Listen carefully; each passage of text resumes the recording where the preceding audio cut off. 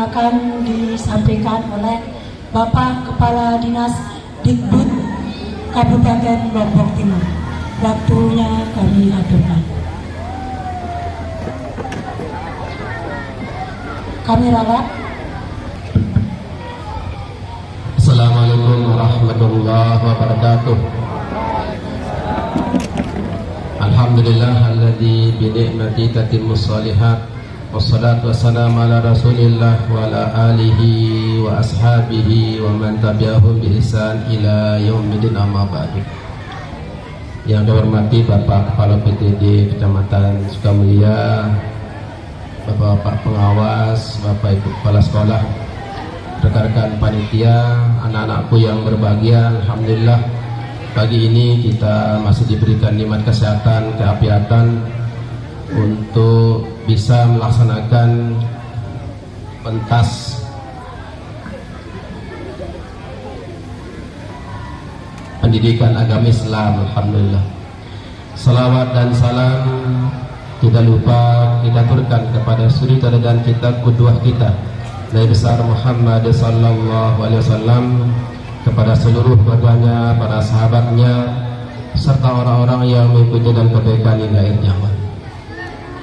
Pertama-tama kami menyampaikan terima kasih yang tulus kepada seluruh Bapak Ibu guru, Bapak Ibu kepala sekolah, Bapak Ibu pengawas, dan Bapak Kepala PTD yang sudah bersama-sama dengan seluruh stakeholder memajukan pendidikan di Lombok Timur. Kita patut bersyukur Bapak Ibu, di akhir tahun 2024 Lombok Timur terpilih 12 kabupaten kota se-Indonesia. Lombok Timur terpilih menjadi kabupaten kota maju dalam transformasi pendidikan.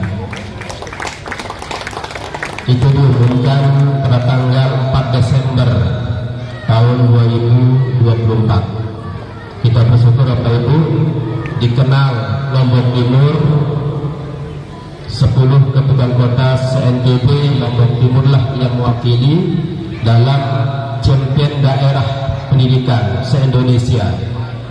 Dan kita pada urutan ke-10 dari 12 kabupaten kota se-Indonesia. Saingan kita Jakarta Timur Bapak Ibu, Aceh, kemudian Sumatera, kemudian yang berikutnya setelah itu ada penilaian juga di provinsi yang dilaksanakan oleh BPMP. Juga Lombok Timur mendapatkan penghargaan utama dari 10 kabupaten kota se-NTB. Lombok Timur mendapatkan penghargaan utama dalam transformasi pendidikan. Ini penghargaan yang luar biasa Bapak Ibu. Karena itu yang sangat bersyukur sekali dengan kebersamaan, kekompakan kita semua, buahnya bisa kita raih di akhir tahun 2024. Ini sebuah legacy Bapak Ibu, capaian yang luar biasa. Walaupun kita tidak pernah mengejar, tetapi memang kita hanya bekerja. Bayangkan, saya tidak bisa membayangkan ketika kita mendeklarasikan sekolah ramah anak itu, tiba-tiba Pak Sekda ditanya oleh Kementerian, Lombok Timur luar biasa serempak melaksanakan sekolah ramah anak. Bayangkan, tidak pernah kita berniat untuk menampilkan, tetapi apa esensi yang kita ingin hadirkan? Kita ingin memastikan anak-anak kita mendapat layanan yang terbaik. Itu esensi dari penyelenggaraan sekolah ramah anak. Tidak ada bullying, tidak ada kezaliman dan seterusnya. Itu yang ingin kita hadirkan. Tetapi kita dinilai juga ternyata dengan komitmen itu. Nah, ini yang patut kami sampaikan kepada Bapak Ibu guru, Bapak Ibu kepala sekolah, dan tentu dalam hal ini adalah Bapak Pengawas dan Bapak Kepala PDD kita Lombok Timur. Tanpa kolaborasi, tanpa kerjasama, tanpa sinergisitas yang baik, mustahil kita akan bisa meraih prestasi ini, Bapak Ibu. Bapak Ibu yang dirahmati Allah, kita punya tagline di Lombok Timur ini, sekolah kelas sehat prestasi hebat. Itu saya baca sekitar 20 tahun yang lalu, Bapak Ibu. Buku ini berbahasa Inggris. Beberapa hari yang lalu saya dipanggil Bupati pada hari Sabtu untuk menghadap tamu dari Jakarta, seorang jenderal, bertemu di Astoria di Rembige. Saya sampaikan tentang program Lombok Timur. Nah, di situ kita menyampaikan permohonan kita terkait dengan infrastruktur kita di Lombok Timur. Saya sampaikan kami di Lombok Timur, karena kami yang sempat melaporkan tentang program makan gizi gratis ini, saya termasuk bagian dari pemerintah. Ini bagian dari otokritik terhadap penyelenggaraan kegiatan ini, bukan mengkritisi, tetapi otokritik untuk kita. Mungkin ada perbaikan di masa akan datang. Perlu kami sampaikan kepada Bapak, kami bilang gitu, karena kebetulan dari statusnya Pak Prabowo mungkin ya, seorang jenderal bersama rekannya. Kami di Lombok Timur ini melaksanakan program sebuah gerakan sarapan pagi itu sudah 3 tahun berjalan, walaupun tidak dilaksanakan secara terus-menerus, karena yang ingin kami hadirkan adalah pembiasaan sarapan pagi itu, agar anak-anak kita biasa sarapan pagi, dengan demikian terpenuhi asupan gizinya. 3 tahun. Dan ini saya baca dalam sebuah buku, saya bilang gitu Pak Kanit, 20 tahun yang lalu saya baca buku ini berbahasa Inggris. Ya judulnya ya kalau diterjemahkan dalam bahasa Indonesia, kelas sehat prestasi hebat. Ada 3 indikator di situ Bapak Ibu. Yang pertama, kita ingin menghadirkan lingkungan kelas yang sehat, yang tertata rapi, yang bersih. Karena itu maka kita menggunakan tagline juga, jemaah haji itu tidak hanya anak kita sholat duha di musola, tetapi jadikanlah kelasku adalah musolaku. Jemaah haji pagi mengaji dan sholat duha. Itulah esensi dari kelas sehat, kelas yang sehat. Artinya kita bisa menghadirkan lingkungan kelas yang sehat, yang bersih, yang tertata rapi.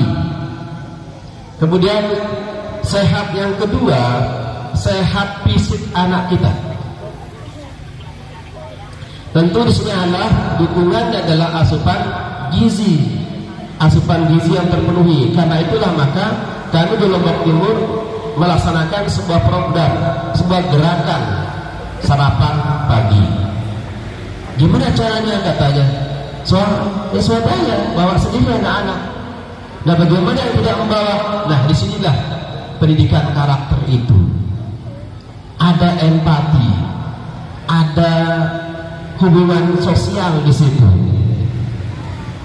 Nah, ketika kita tanya kenapa tidak membawa, tidak ada yang masakkan.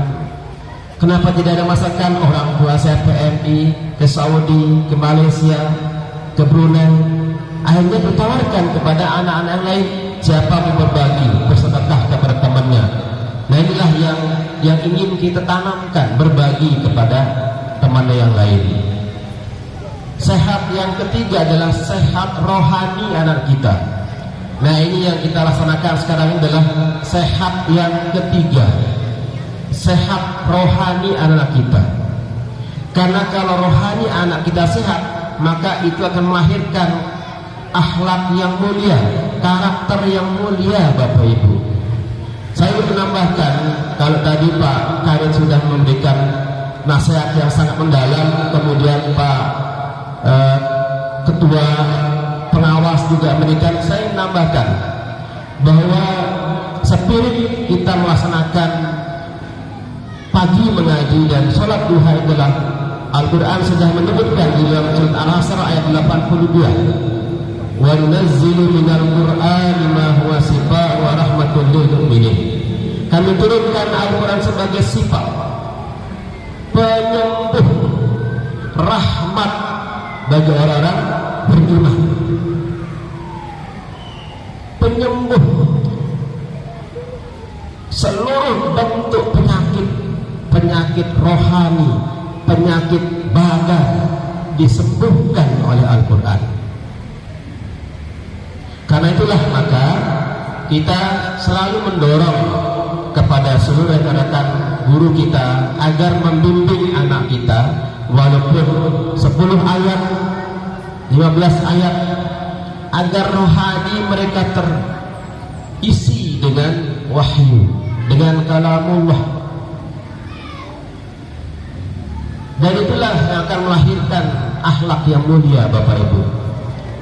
Nah, pertanyaannya kembali kepada kita. Kita ini seringkali kurang yakin dengan janji Allah itu. Apa yang disampaikan oleh Pak Ketua tadi itu benar. Oleh karena itu surat An-Nahl yang dibacakan oleh guru kita tadi itu sangat bersedia.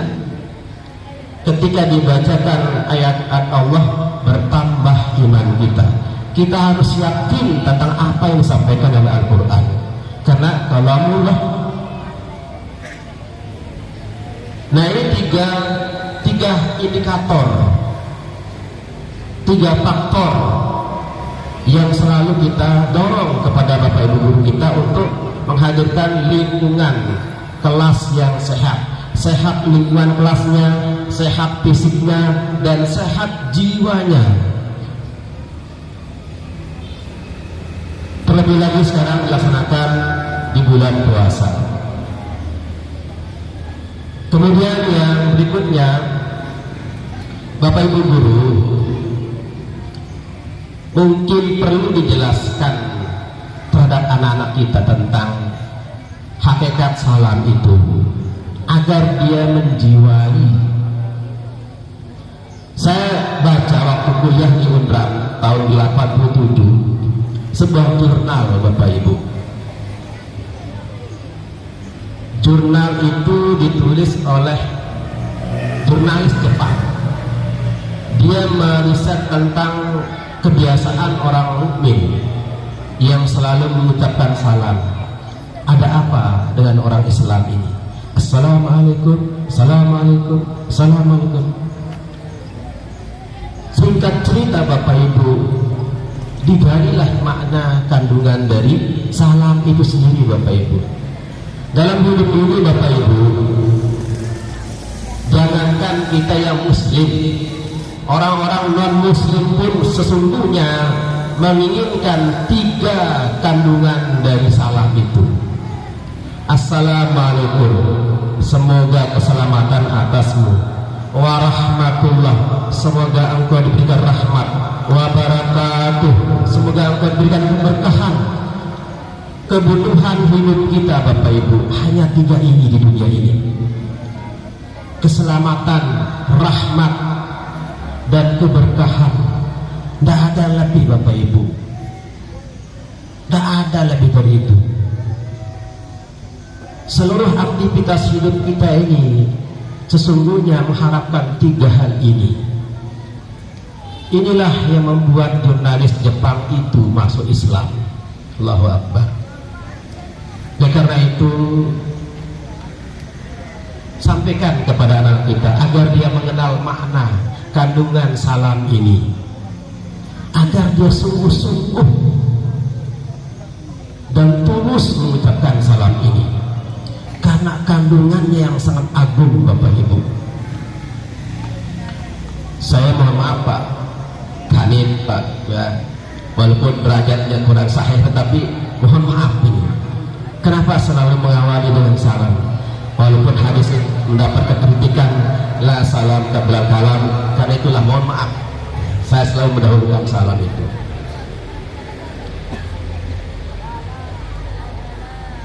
Nah, ini penting untuk disampaikan kepada anak-anak kita. Pahamkan mereka tentang makna salam ini. Nah, kalau sudah tertanam dalam jiwanya Bapak Ibu, yakinlah dia akan dengan sungguh-sungguh mengucapkan salam dan menjawab salam karena tahu hakikat maknanya. Karena itu sebetulnya ditambah lagi satu pentas ini, sari tilawah, agar apa hakikat dari surat Al-Anfal tadi itu bisa diaktualisasikan. Kita tidak akan bisa menambah iman kita ketika mendengar Al-Quran kalau kita tidak kenal apa sih maksudnya Al-Quran yang dibacakan itu, apa maknanya. Nah, karena itu harapan kami ketika anak-anak kita baca Al-Quran, tidak apa-apa ada yang bacakan sari tilawahnya agar dia tahu apa kandungannya. Ini penting. Tadi surat Al-Anfal ada 3 kandungan. Ketika disebutkan nama Allah, bergetar hatinya. Kenapa Bapak Ibu bergetar hatinya? Karena Allah lah yang mengatur jiwa kita ini. Kita bisa melaksanakan hari ini kegiatan karena Allah yang menuntun kita.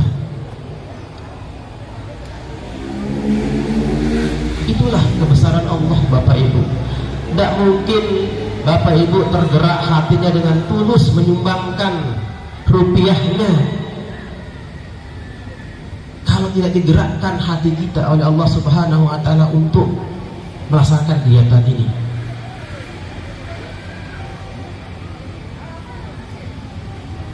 Nah, ini saya ucapkan terima kasih Pak Kanit, rekan-rekan kepala sekolah yang sudah menginisiasi kegiatan ini. Yang terakhir, Pak Ketua, saya ingat sebuah hadis juga di Adabul Mufrad yang dia kalimah Bukhari, sekiranya hari ini kiamat akan terjadi, kemudian di tanganmu ada tunas korma, kalau kau punya kemampuan untuk menanamnya, tanamlah. Ini spirit kami bekerja di dinas pendidikan itu Bapak Ibu. Jangan terlalu banyak berpikir, bekerja, karena hakikat dari pengabdiannya adalah ibadah Bapak Ibu. Ibadah. Hari ini kita diberikan amanah, kita sudah punya legacy, punya kerja-kerja yang dirasakan oleh seluruh rekan-rekan guru kita, kepala sekolah. Maka itulah yang sesungguhnya, yang hakikat yang ingin diraih oleh seorang yang diberikan amanah. Itu spirit hadis tadi itu. Hari ini kiamat, di tanganmu ada tunas korma, kalau kau punya kemampuan untuk menanam, tanam. Bayangkan, ini prinsip kita Bapak Ibu. Bapak Ibu juga sebagai kepala sekolah juga begitu. Mungkin ini Bu Nur Hasanah nih, kawan di SMP. Mungkin banyak orang tidak tahu bahwa saya sudah tua juga. Bu Nur Hasanah mungkin agak muda, yang lahir 67 Bapak Ibu. Banyak orang tidak sangka Pak Kadis berapa umurnya. Tidak percaya saya baca sekarang, sebentar lagi 50, sekarang 58 sekarang. 2 tahun lagi kita sudah pensiun. Cukup sudah pengabdian kita Bapak Ibu. Yang terpenting adalah jangan sampai meninggalkan hal-hal yang tidak baik.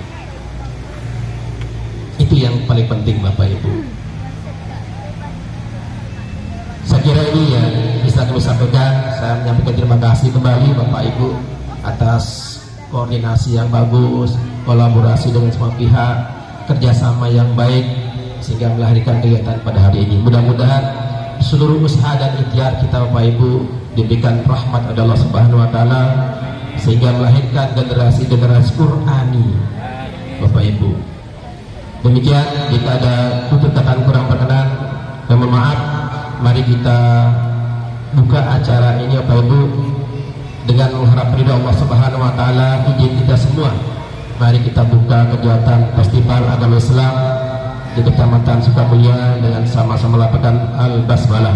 Bismillahirrahmanirrahim. Demikian, subhanakallahumma wa bihamdika, asyhadu an la ilaha illa anta, astaghfiruka wa atubu ilaik. Assalamualaikum warahmatullahi wabarakatuh.